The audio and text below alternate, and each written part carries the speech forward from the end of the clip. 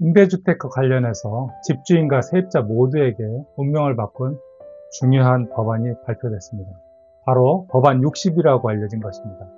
여러분도 이 두 가지 상황을 한번 상상해 보십시오. 먼저 세입자 영호 씨입니다. 최근 직장을 잃어 임대료가 한 달 늦어졌습니다. 예전 같으면 통지서를 받고도 14일의 여유가 있었고 LTV 심사까지 몇 달에 걸려 그동안 돈을 마련하거나 대책을 세울 수 있었습니다. 하지만 법안 60이 시행된 지금 단 7일 만에 효력이 발생한 통지서 때문에 정신 차릴 새도 없이 퇴거 절차가 시작됐습니다. 게다가 심사에서 억울함을 호소하고 싶어도 밀린 월세의 반을 내지 않으면 말할 기회조차 없다는 얘기에 망연자실하고 맙니다. 이 반대 상황인 집주인 길동 씨를 한번 볼까요? 예전엔 세입자가 월세를 안 내면서 집에 곰팡이가 있다며 갑자기 딴소리를 하면 심사가 하염없이 미뤄졌습니다. 하지만 법안 60 이후 세입자가 미리 말하지 않은 불만은 심사장에서 꺼낼 수도 없게 됐습니다. 덕분에 아주 빠르게 퇴거 결정이 내려졌고 골치 아픈 문제를 단번에 해결하게 됩니다. 이 똑같은 법인데 누구에게는 가혹한 채찍이 될 수 있고 또 누구에게는 확실한 해결사가 되는 이유에 대해서 오늘 영상을 통해 법안 60이 바꾼 5가지 핵심을 아주 쉽게 설명해 드리겠습니다. 법안 60 이전의 LTV는 느림의 미학이 아니라 느림의 고통이었습니다.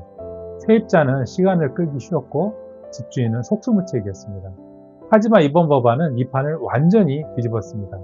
핵심 변화는 크게 5가지로 압축합니다. 첫 번째, 시간의 압박이 2배로 강해졌습니다. 임대료 미납 시 퇴거 통지서를 발행할 수 있는 기간이 기존 14일에서 7일로 대폭 단축됐습니다. 일주일만 밀려도 바로 법적 절차가 시작될 수 있다는 뜻입니다. 또한 LTV 결정에 불복해 재심사를 요청할 수 있는 기간도 기존 30일에서 15일로 반토막 났습니다. 망설이면 기회는 사라집니다. 둘째로 세입자의 이익제기 장벽이 생겼습니다. 이게 아주 큰 변화인데요. 이제 세입자가 퇴거 심리에서 할 말이 있다며 이의를 제기하려면 밀린 임대료, 연체료의 최소 50%를 LTV에 먼저 납부해야 합니다. 돈을 내지 않으면 변론할 기회조차 얻기 힘든 구조가 된 것입니다. 세 번째로 기습 공격이 불가능해졌습니다. 예전에는 세입자가 월세 미납 재판 당일에 갑자기 집주인이 수리를 안 해줬다라며 새로운 쟁점을 꺼내서 재판을 지연시키기도 했습니다. 하지만 이제는 사전 통지 없이는 임대료 미납과 관련된 새로운 이의를 심리에서 제기할 수 없습니다. 네 번째로 집주인 실거주 N12 규정의 파격적인 변화입니다. 집주인이 본인이나 가족 거주를 목적으로 세입자를 내보낼 때 이제 120일, 즉 4개월 전에만 통지하면 1개월치 보상금을 주지 않아도 됩니다. 이전 비용 지원 의무도 사라집니다. 집주인에겐 비용 절감이지만 세입자에겐 이사비 부담이 고스란히 돌아옵니다. 이 5번째, LTV의 권한 규제와 양식이 엄격화됩니다. 임대차 종료는 반드시 LTV 승인 양식을 써야 하며 예외는 없습니다. 또한 LTV가 사정을 봐주며 퇴거를 지연시키거나 결정을 번복하던 권한이 규제되어 절차가 매뉴얼대로 아주 빠르게 진행됩니다. 자, 이 법이 시행되면 현장에서는 어떤 일들이 벌어질까요? 가장 먼저 속도전에서 탈락하는 사람들이 생길 것입니다. 7일이라는 시간은 생각보다 짧습니다. 잠깐 방심했다가 통지 기간을 놓쳐 바로 퇴거 절차를 밟게 되는 세입자가 늘어날 수 있습니다. 반대로 집주인 입장에서는 120일 통지 규정을 활용하려다 날짜 계산을 잘못해서 보상금 면제는커녕 소송 자체가 기각되는 계산착오가 빈번해질 것입니다. 또한 돈이 없어서 월세를 밀린 세입자가 50% 공탁금을 마련하지 못해 억울한 사정이 있어도 법적으로 다퉈보지도 못하고 쫓겨나는 일도 발생할 수 있습니다. 법안 60시대, 늦으면 집을 잃습니다. 세입자분들이 당장 실천해야 될 4가지 대비책을 알려드리겠습니다. 첫 번째, 50%의 현금은 최후의 방패입니다. 만약 분쟁이 생겨서 내 입장을 설명하고 싶다면 적어도 밀린 월세의 절반은 낼 수 있어야 합니다. 이 돈이 없으면 법정 문턱도 못 넘습니다.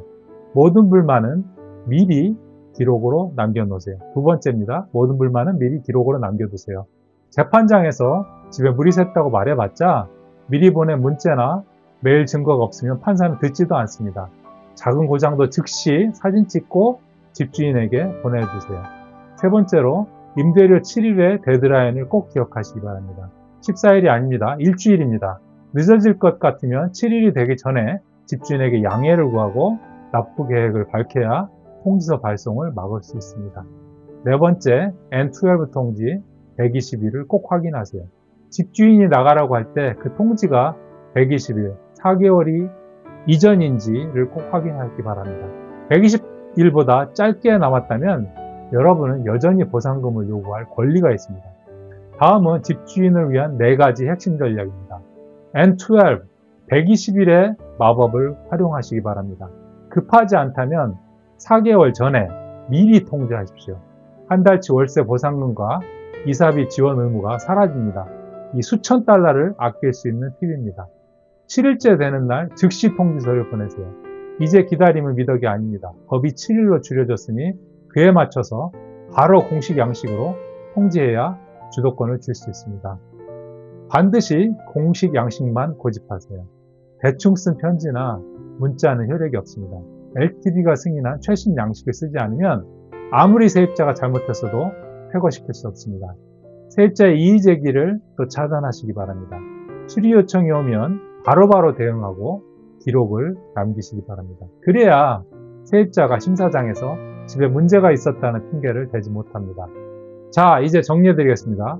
법안 60은 준비된 자에게는 쾌속선, 준비 안 된 자에게는 침몰선입니다.